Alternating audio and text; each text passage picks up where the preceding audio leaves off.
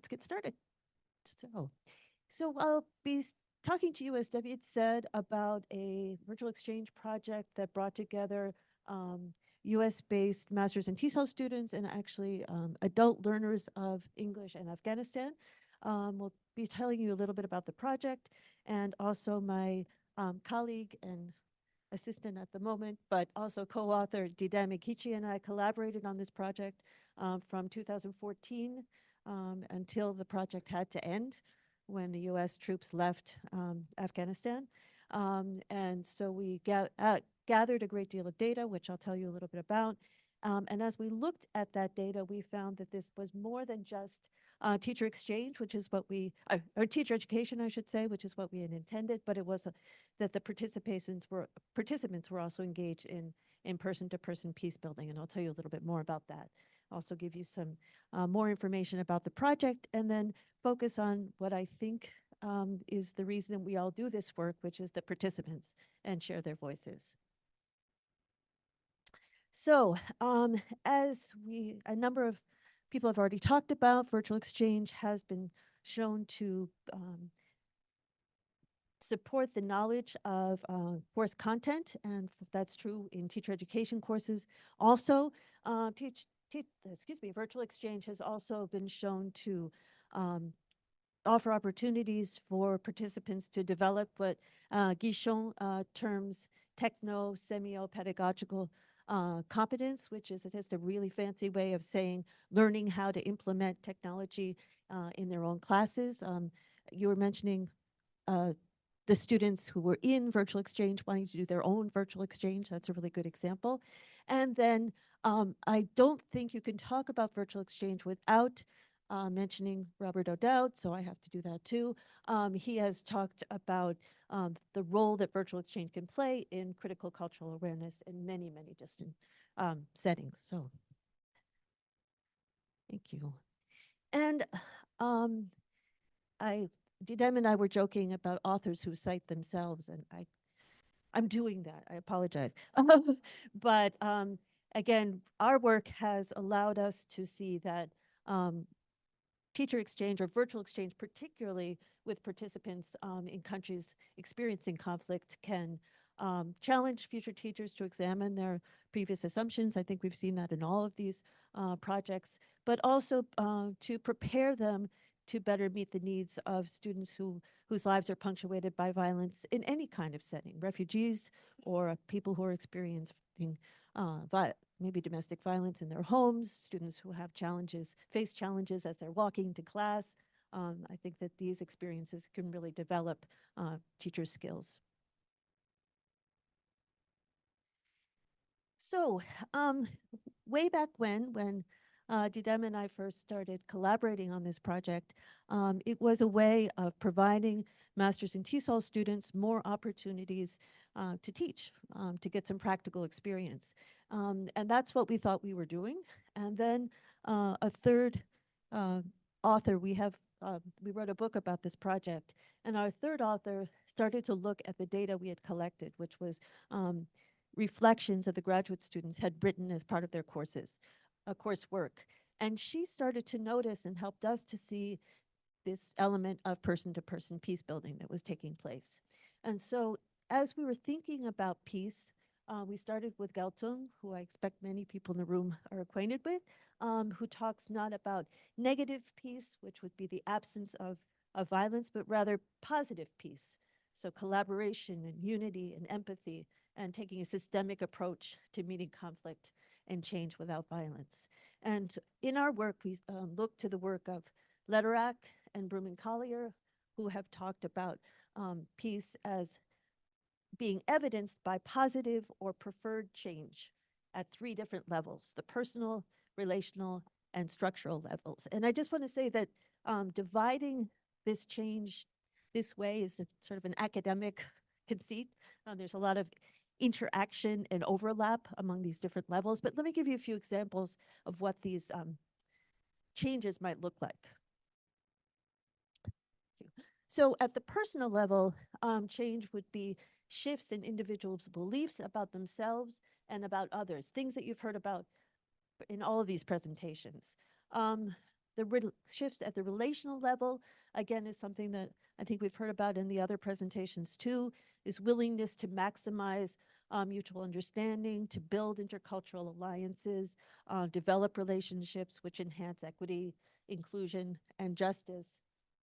And the third level is, and the third level is the structural level.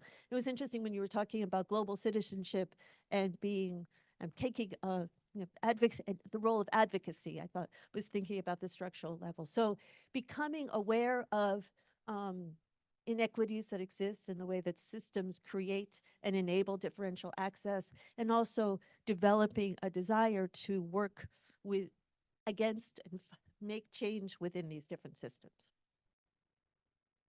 Thank you. So a little bit more about the project.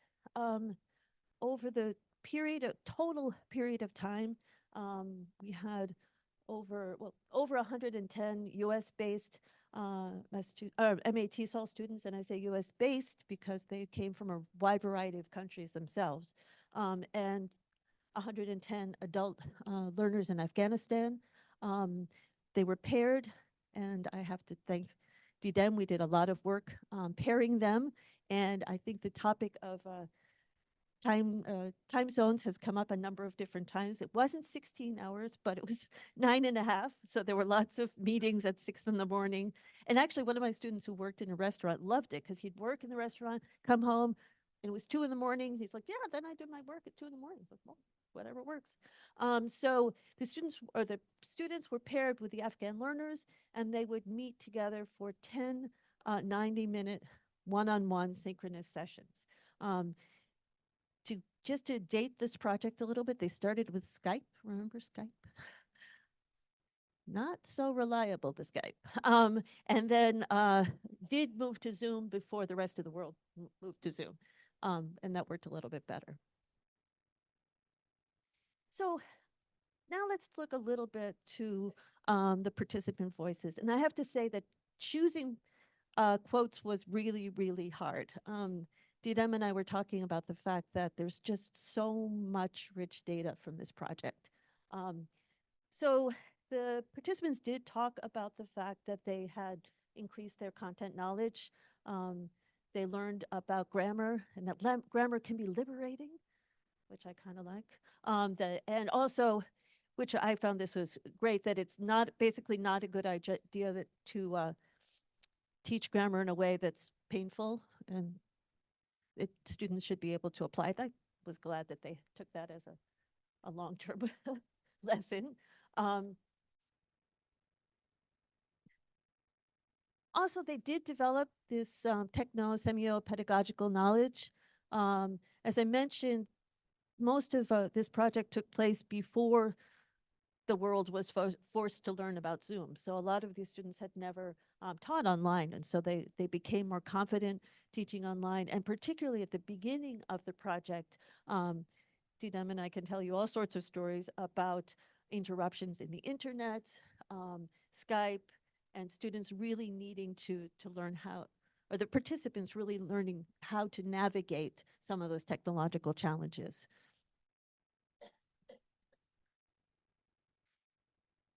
And here's some more evidence that they talked about learning how to deal with limited access to internet. And just as a little footnote, I work at Southeast Missouri State University, which is in Cape Girardeau, Missouri. If you have never heard of Cape Girardeau, that's okay. I hadn't either when I applied for the job. And I'm mentioning it because the area surrounding Cape Girardeau, many students do not have reliable internet. So just a reminder for all of us that it's not a problem over there. Some of the participants had trouble getting reliable internet to participate in this project. You'll also see that they talked about some of the specific challenges, such as not having, being able to make eye contact when the, and just a quick note too, that some of the students, particularly the female students, Afghan students, were somewhat hesitant to put on their cameras at first. That took some time too. So we also saw change, lots and lots of evidence of change. of the type that 𝙑𝙑𝙧𝙪𝙘 and 𝙀𝙗𝙀𝙗𝙗 describe.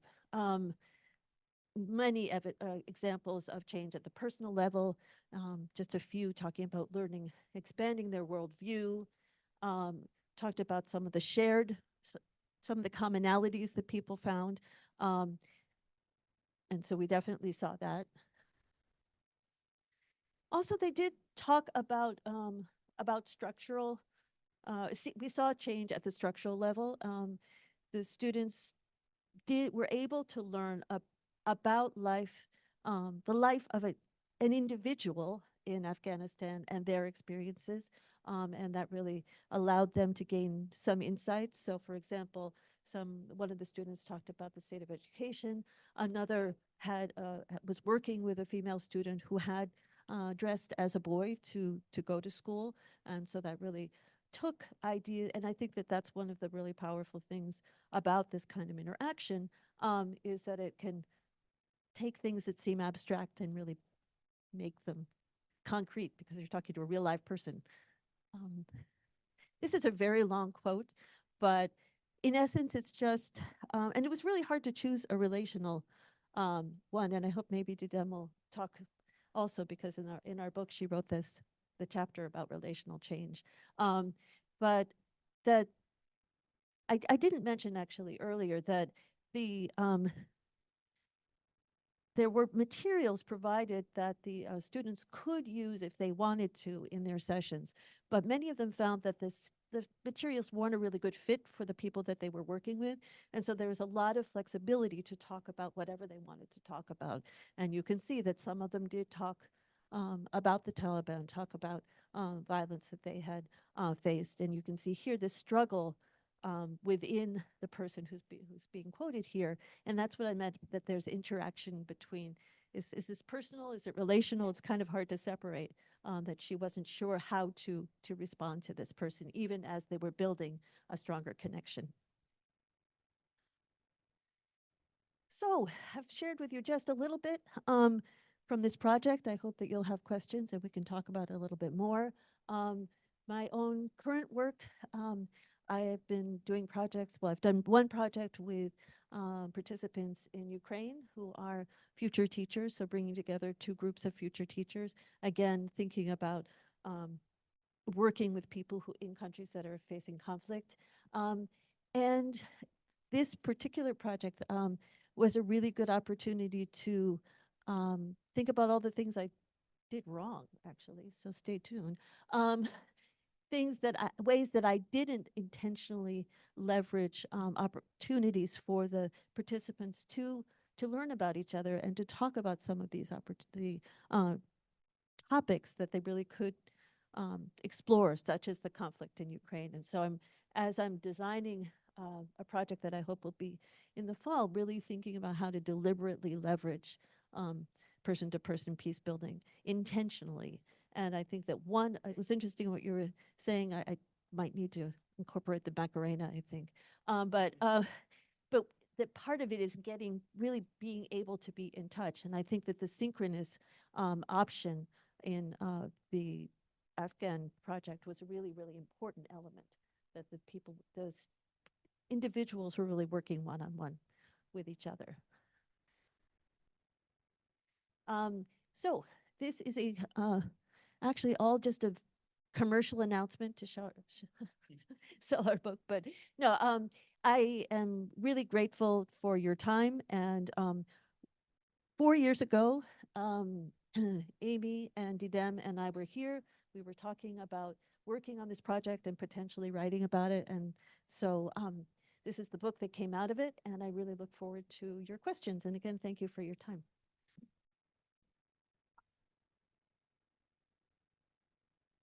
Okay, so before I start, I'm sorry I'm hogging the microphone so much. This is a very interesting presentation for me because I work for the Department of Defense, and I have worked one-on-one with the Afghan military and Ukrainians and everybody else from around the world for a very long time. And I'm also a gender focal point for the Women, Peace and Security Initiative. And I don't know if you know about the Women, Peace and Security and how it has influenced how you deal with the intercultural competence I mean, and this is, what can I say? U.S. Northcom and NORAD had a big presence during Operation Allies Welcome, and I'm just wondering if you had any communication with any of them. I did not. Did you, Didem? No. No, just a little bit of background. I didn't mention this. The way this project got started was that Didem was volunteer. Oh. Yeah, hi everyone. This is 𝙑𝙑𝙧𝙪𝙘𝙧. So yes, we came up with this idea like 10 years ago, probably when I was working for a nonprofit peacebuilding organization called Pax Populi. We're still active, but as you understand, after Taliban took over in 2021, we are kind of doing it a little bit secretly, or to make sure everyone is safe in Afghanistan. So so it's a little bit more challenging compared to those times when Sarah and I were collaborating, but that's how we started this project. So we were already doing university partnership with Afghanistan, and then Sarah was teaching grammar class to master students. So that's how why don't we just, bring them together so that they can work together, collaborate, and then we started collecting data, and all of a sudden we realized, wow, this data is really powerful, and almost 5 years, right? Like data collection, yeah. So that's how we started. So all the schools we worked in Afghanistan were supported by US aid. I mean, not anymore, but by that, at that time. So they were all, and they were in different provinces like Kandahar, Mazar-al-Sharif, Kabul, and oops, I blanked out. Four different cities, yeah. So we worked with all these schools. And most of the students were going to schools to have access to internet because they didn't have internet at home, which is not possible anymore because Taliban has taken over, so they cannot walk to schools or go anywhere. So we are kind of doing it now with students who have access to internet at home.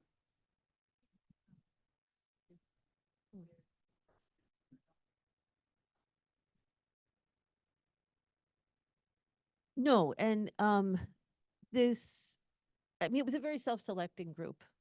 Again, these were people who were seeking out institutions that were funded to work on their English, and so everybody had an intermediate or higher level of English and a high level of formal education. Yeah, that's so. Excuse me, to think. Thanks, Sarah and Didem, for your presentation. I think I have, since you say that you had rich data, this encourages me to ask the following question.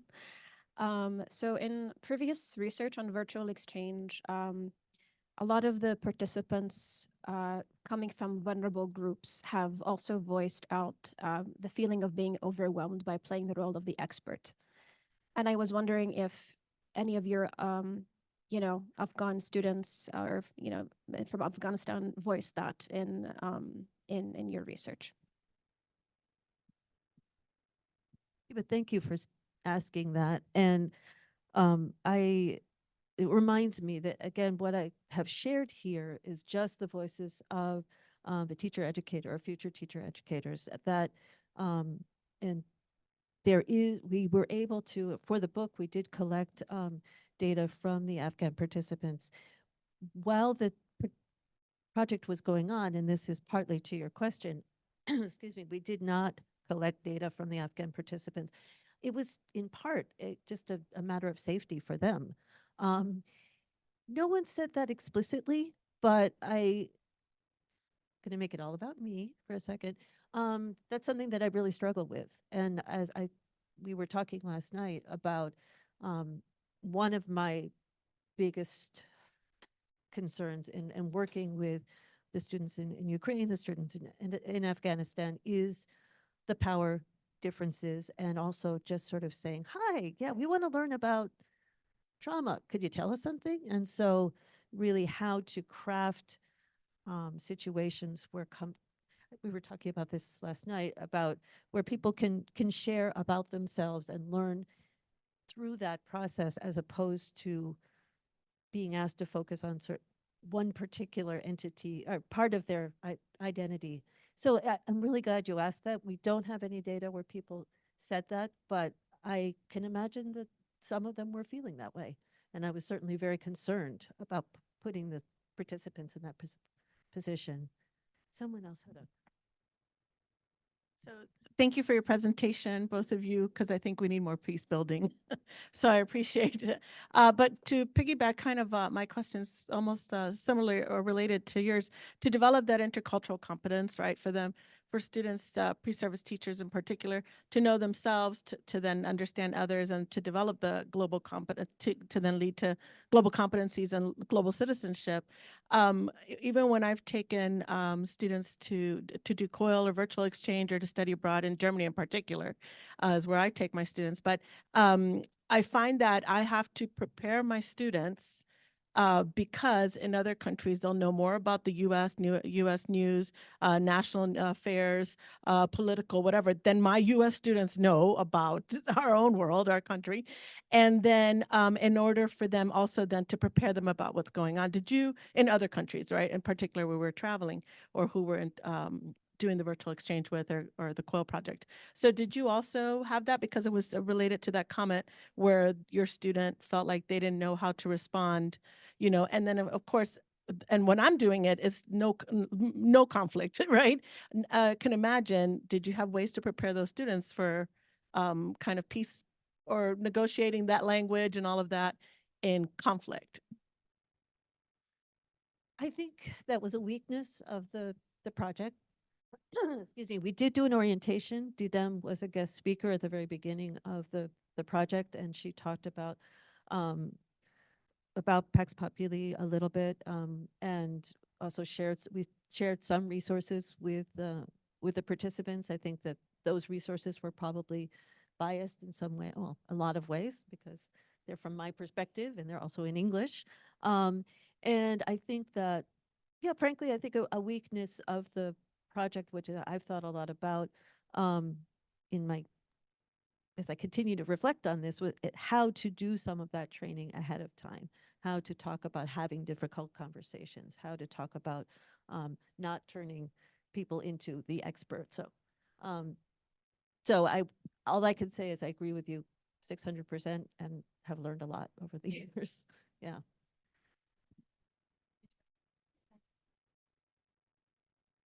Thank you so much for your presentation addressing such an important topic, peace building. I would like to ask if you have observed participants developing imaginative empathy towards each other or each other's country, and if so, what do you think is a role that imaginative empathy play in peace building? Yes.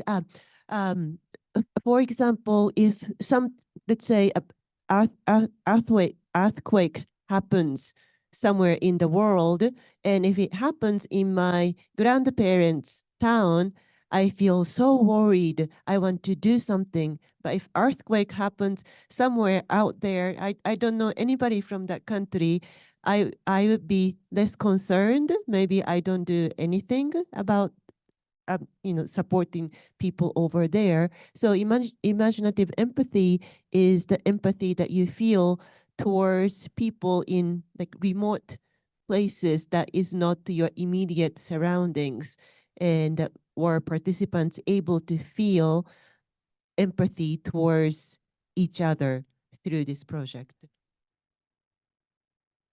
Thank you. You want to talk about sweating in Ramadan? Yeah.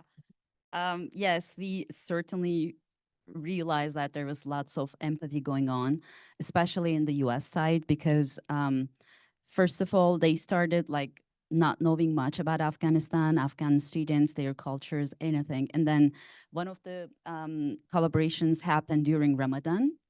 And so, for example, one of the reflections of tutors was, there was no AC, no air conditioning. It was really hot. It was a summer day, and students was still showing up and they're just, sweating, and like, they could see each other, like how hot it was in Afghanistan then.